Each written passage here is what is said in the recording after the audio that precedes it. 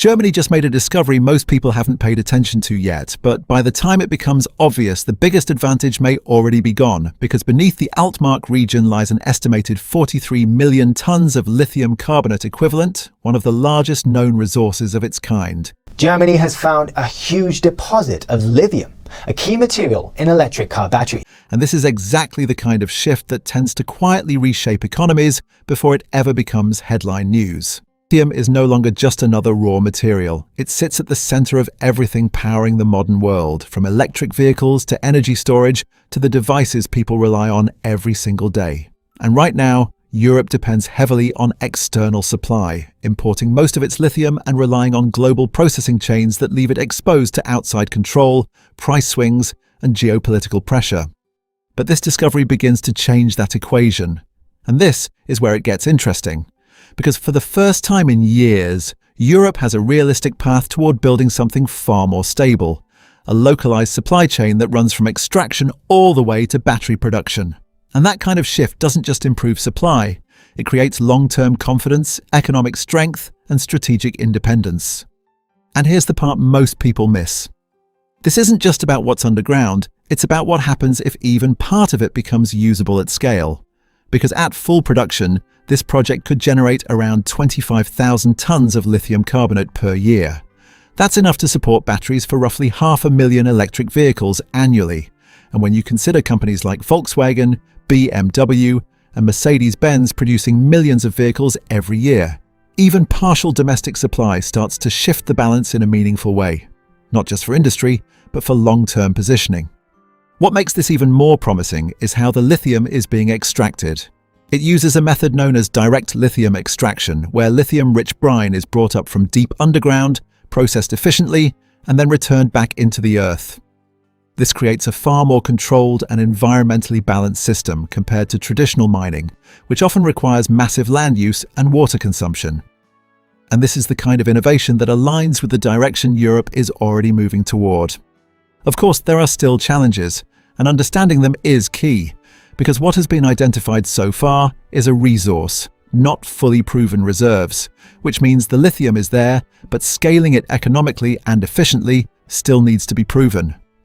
And production costs in Europe are naturally higher due to stricter environmental standards and labor costs. But this is where the bigger shift becomes clear. Because the conversation is no longer just about price, it's about control, resilience, and long-term security. And this is exactly the kind of transition people usually recognize only after it has already started changing the system.